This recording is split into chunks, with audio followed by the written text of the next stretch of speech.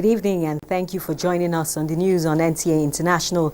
I'm Najat Atitijani and with me is Bamidele John doing sign language. First, the headlines. Today, we are handing over to the people of Niger Delta a befitting head office complex for present and future use. More than a decade after, Niger Delta Development Commission moves into own complex. Federal government will not engage mercenaries in fight against insurgents and other forms of insecurity in the country. Department of Weights and Measures poised to protect consumers by clamping down on cheats.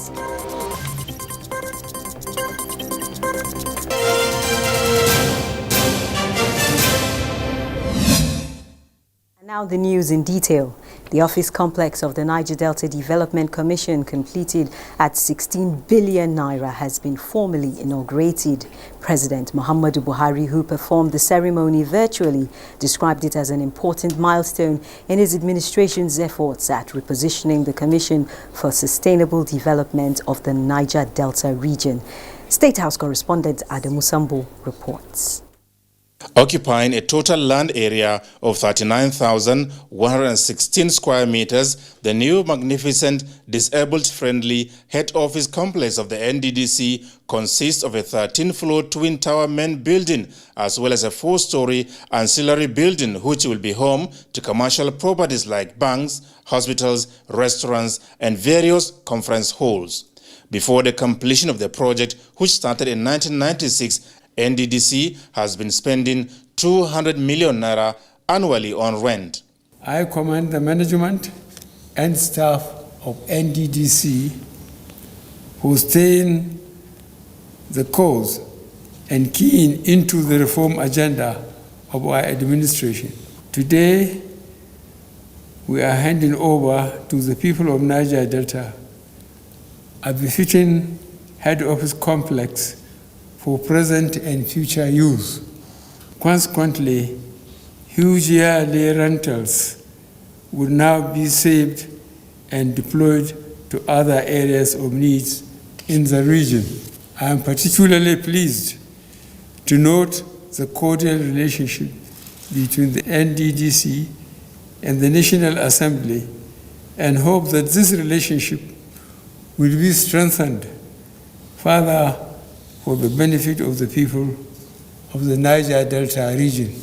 President Buhari commended the Minister of Niger Delta Affairs, Godswill Akpabio, for providing the required leadership that led to the completion of the project. In 2015, as part of our administration's cardinal objectives to kill corruption, some critical reforms were embarked upon, part of which was a holistic reform of the NDDC for greater service delivery for the people of the region. To achieve this, I reassigned the supervision of the NDDC to the Honorable Minister of Niger Delta Affairs for administrative efficiency. Second, with the appointment of forensic auditors to review the operations of the Commission and to ensure that the appropriations made to the NNDC are commensurate with what is on the ground. Speakers at the event poured encomiums on President Muhammadu Buhari for his passion and genuine commitment towards enhancing the development of the Niger Delta region. I wholeheartedly commend President Muhammadu Buhari for setting up a forensic audit to look through the books of NDDC. I also welcome the setting up of an interim administration to manage the affairs of the Commission pending the conclusion of the forensic audit. With the Commission's new headquarters coming on stream, NDDC is now expected to turn a new leaf in attitude, in performance, and in general operations. May God bless Mr. President for this edifice. This complex will improve the lives of the people of Niger Delta. These things are being done in a period of pandemic, when many countries cannot pay salaries. I think if nobody can praise you, God Almighty will praise you by giving you strength of character and giving you long life and helping the rest of us who are committed to your vision to helping you to realize your dream for Nigeria. We, the chiefs, kings and elders of the Niger Delta, are completely confident in your ability to carry us to the next level. With the inauguration of the new office complex of the NDDC, attention is now focused on the ongoing forensic audit, whose outcome many believe will lead to rejigging the operations of the Commission for effective service delivery. From the State House, Adamu Sambo, NTA News. Meanwhile, the federal government has formally declared that it will not engage mercenaries in its fight against insurgents and other forms of insecurity in the country. The National Security Advisor, Babagana Monguno, stated this at the third edition of the State House media briefing organized by the Presidential Communications team focusing on the security sector. Here again is State House correspondent Adamu Sambo with details. Babagana Monguno was responding to a question on renewed calls on the federal government to engage foreign mercenaries in routing Boko Haram terrorists in Sambisa Forest and other insurgent enclaves. The direction of the Commander-in-Chief is that we do not engage mercenaries when we have our own people to deal with this problem. The President has given a new lease of life to the armed forces, and I believe that we should be able to overcome these people without resorting to help from mercenaries. The National Security Advisor also ruled out the possibility of the federal government negotiating with either the bandits, terrorists, or other criminal elements. Psychologically, it's not even good for us. It paints the picture of weakness. It paints the picture of incapacity, and I do not see any reason why we cannot, with what we have, deal with these elements. These are not people who are looking for anything that is genuine, kosher, legitimate. These are people who are just out to take measures, calculated measures to inflict pain, violence on people. And we must deal with them the way they have to be dealt with. The federal government, he said, will not succumb to blackmail and the use of criminals by proxies to harass innocent Nigerians. I want to assure you, categorically and unequivocally, the government is going to apply its full weight to deal with these criminals until such a time that they vacate the shores of this country. This is President Muhammadu Buhari's thinking. This is his trajectory. And this is what we are going to do. He said the recent changes made by the president in the nation's security architecture has brought a new ray of hope that Nigeria will be effectively secured and stabilized for a sustainable future. He, however, made a case for human intelligence so that the objectives can be achieved in the shortest time possible. From the State House, Adamu Sambu, NTA News. And on the health scene, Nigerians have once again been assured of the safety of the COVID-19 AstraZeneca vaccine in the country. This time around, from the agency responsible for its authenticity, the National Agency for Food and Drug Administration and Control, NAFDAC. The Director General of the agency, Professor Mojisola Adeyeye, stated this just after taking her first dose of the vaccine. Hamman Japani reports. The National Agency for Food and Drug Administration and Control is responsible for certifying the safety of COVID-19 vaccine, and Director General of the agency, while taking her first shot, said due diligence have been observed and it is safe irrespective of allergies that comes with all drugs. She informed that Johnson & Johnson vaccine is expected between the second and the third quarter of the year, while 14 herbal medicines have been listed for COVID-19 but are yet to undergo clinical trials. There is no medicine that doesn't have side effects, especially when it's going through development. It is whether the benefits outweigh the risk. And the conclusion is that from all indications, quality, safety, efficacy, the benefits outweighed the side effects. From all indications, it is generally safe. It is efficacious and it will protect you and I against the COVID-19 infection. I got my vaccine. This is my card. Mojishola Adeyeye is calling on Nigerians to avail themselves for vaccination when it gets to them in order to have a safe country. Hamman Jabani, NTA News. And still on health, the United Nations program on HIV/AIDS is embarking on more proactive awareness campaigns as key measures to check the spread of HIV and AIDS in Nigeria. It is currently providing counseling to some categories of youth who, by their profession, endanger the lives of others. David Ire reports. About 1.9 million people are living with HIV/AIDS in Nigeria, most of who are between 15 and 49 years. The prevalence rate, which dropped from 2.8% to 1.4% in 2019, no doubt is a cheering news for the nation. But there seems to be an increase among youths of between 15 and 25 years, according to the United Nations program on AIDS. The agency is therefore concerned about the activities of some special youths, like sex workers and others who mingle freely, thereby endangering the lives of others. And I've come here to thank the Nigerian government for doing this work and to ask them to do even more, because we still have maybe about 500,000 people in this country who are not yet on treatment but who have HIV. So there's work to do. There's good work done, but there's still work to do.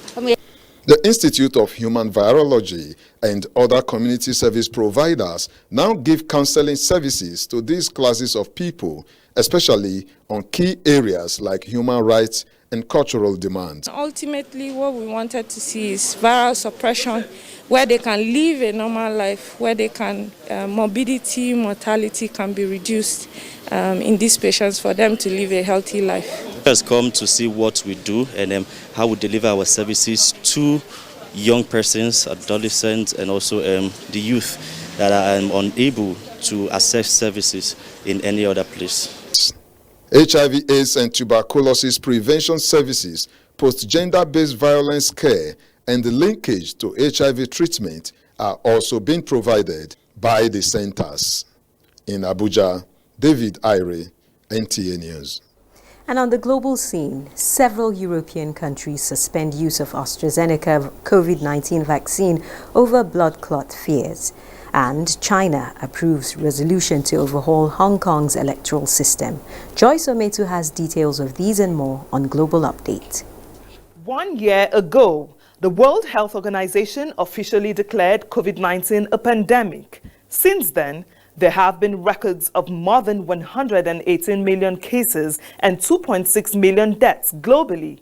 Out of these, Nigeria accounts for 159,646 cases and 1,993 fatalities. Reports indicate that at least 150 million doses of COVID-19 vaccine have now been administered worldwide. From Europe, Denmark, Iceland and Norway, among other countries, have suspended the use of Oxford AstraZeneca vaccine as a precaution while investigation on concerns relating to blood clots commences. The move follows reports of serious cases of blood clots among people vaccinated with the jab and after a woman who received a dose died from a blood clot. AstraZeneca, in a statement, says its vaccine is safe, while the EU and UK drug regulators say there is no evidence of link between the vaccine and the death. Meanwhile, the European Medicines Agency has authorized Johnson & Johnson's one-dose coronavirus vaccine, giving the continent a fourth licensed vaccine. In a decision issued Thursday, the EU medicines regulator said, after a thorough evaluation, Johnson & Johnson's vaccines met the criteria for efficacy, safety and quality. In Kenya, The Health Minister, Mutahi Kagwe, has said the country is experiencing a third wave of COVID-19 infections. The Health Ministry also reported a rise in COVID-19 patients on ventilators. To other stories, China's legislature has approved a resolution to overhaul Hong Kong's electoral system, its latest move to tighten control over the city. The move will reduce democratic representation and allow a pro-Beijing panel to vet and elect candidates. In another development, security forces in Libya have freed more than 100 people believed to be migrants who were held captive and tortured by human traffickers. The army in a statement said the migrants and refugees, mostly Egyptians, were released on Wednesday after a morning raid on the dens of human traffickers. And that's where we end this segment. I am Joyce Umetu. Thank you, Joyce. We'll take a break now. More reports when we return.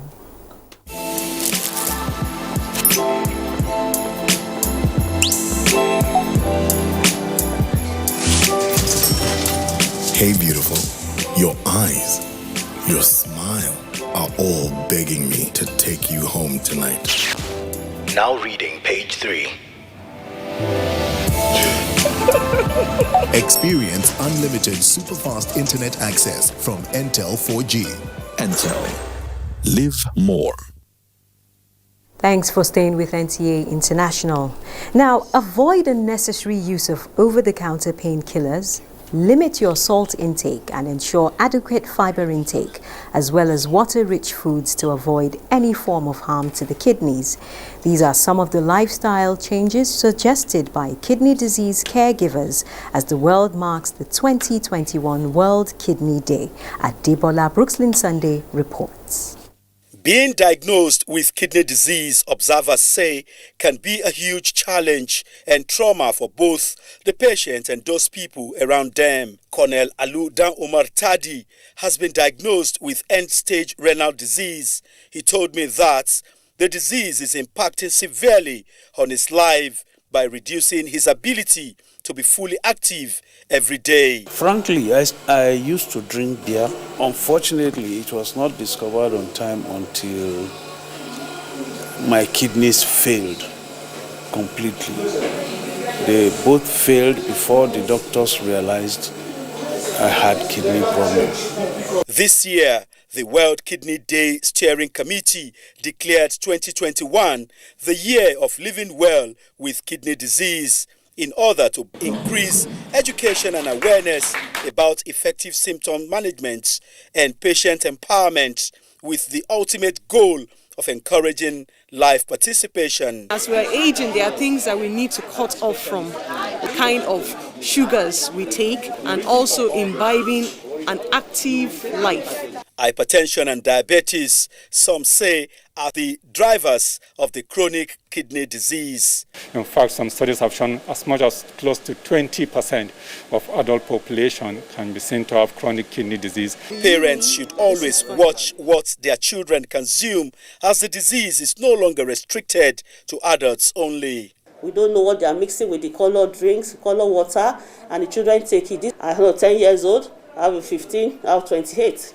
They're already down and they're already dialysis. Nephrologists and other medical practitioners want government to assist in subsidizing the treatment and management of the disease. Caregivers appeal for more effective, integrated and holistic system management for all patients with kidney diseases. Adebola, Brooksland Sunday, NTA News. Thank you, Adebola. Now joining us for more on the 2021 World Kidney Day is a nephrology nurse and matron in charge of the dialysis unit, Garki Hospital, Abuja, Omotayo Akinremi. You're welcome to our studios. Thank you very much. It's my pleasure to be here. Now, why is the day set aside and what are the main causes of kidney disease?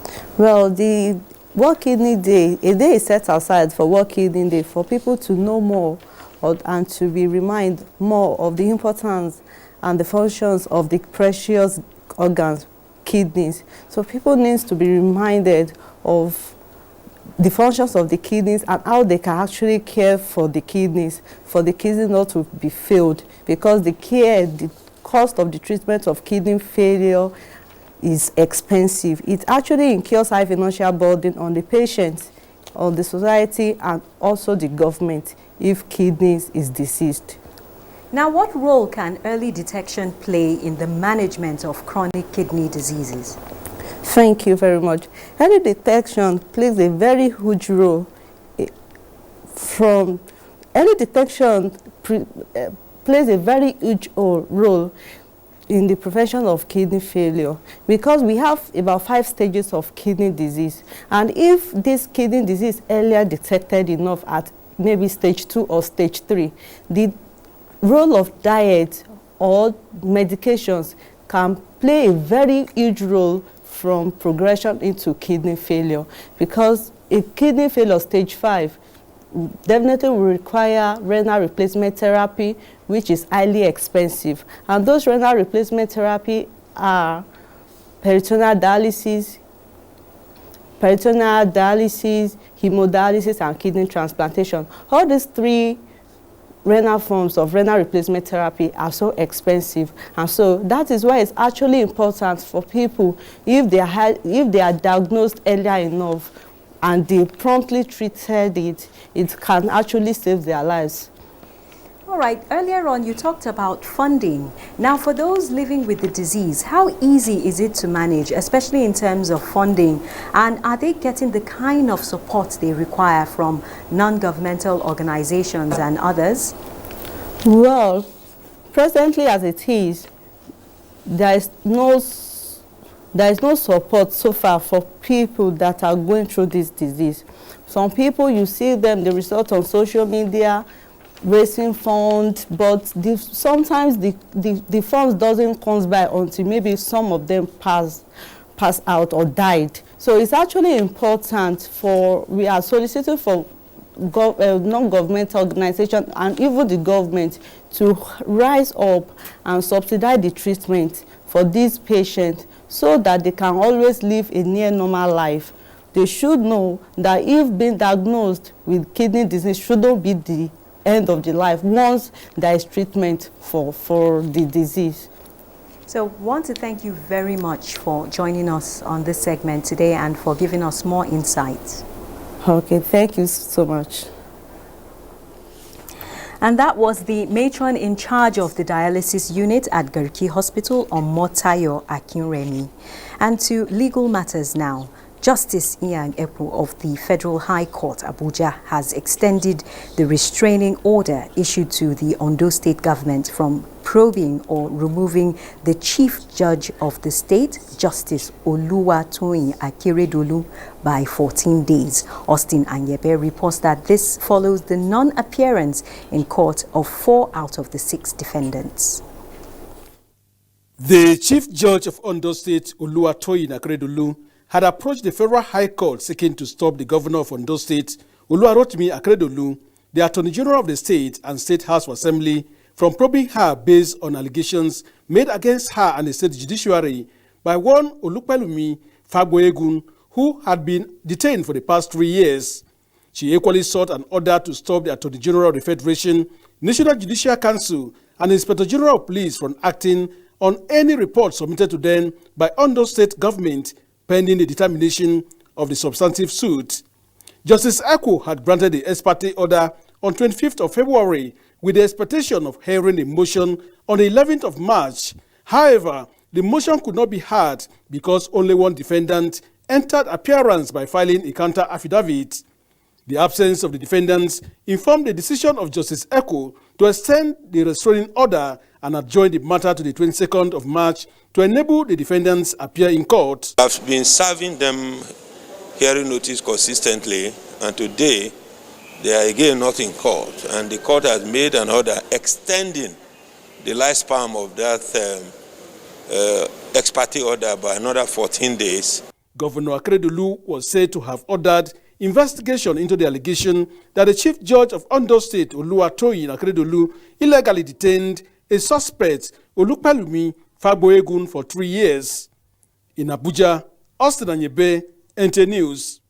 Now, April 29th has been set aside for the commencement of Phase 2 of the digital switchover from analog to digital broadcasting in the country.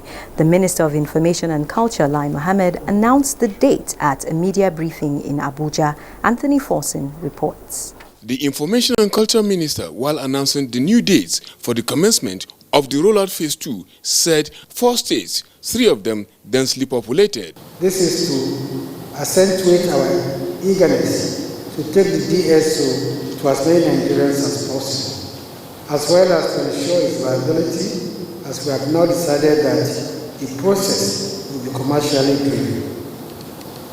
Our decision to also kickstart the analog switch-off is a clear testimony to our commitment to complete the DSO process as soon as possible. And to make the process viable, the minister assured that channel owners and content providers will be supported through the implementation of the audience measurement system to guarantee a sustained stream of revenue from advertising for them to attract investment in content development.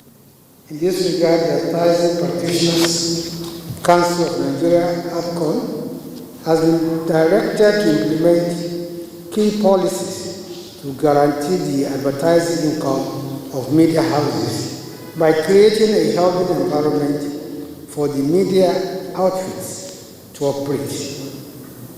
Very soon, APCON and the National Broadcasting Commission will sign an MOU on zero advertising debts to ensure that revenue from advertisers goes to the media owners. On set-top boxes, the Federal Ministry of Information and Culture, the minister said, will partner with the Federal Ministry of Industry, Trade and Investment to ensure a reduction in tariff on raw materials for its production, saying his ministry will aim at 0% tariff for completely knocked-down components and not more than 5% tariff for semi-knocked-down components against the current 5% tariff for completely knocked-down components and 10% for semi-knocked-down components. This, the minister assured, will make the set-top boxes within the reach of an average Nigerian. Giving a rundown on how the Phase 2 rollout will run, Acting Director General, National Broadcasting Commission, Professor Armstrong Idachaba, said the process will go through to the end of the year. So by the plan that we have, by the end of first quarter in 2022, we will have had additional 10 states. Additional 10 states will have been, or a total of 10 states will have been switched on in Nigeria. Lagos, Kano, Rivers, Yobe, Gombe, Imo, Akwa Ibom, Oyo, Jigawa, and Ebonyi states. In Abuja, Anthony Forson, NTA News. And that story on the digital switchover concludes the news on NTA International. Remember to stand with the NTA against rape and rapists. I'm Naja'atu Tijani, and with me is Bamidele John as interpreter.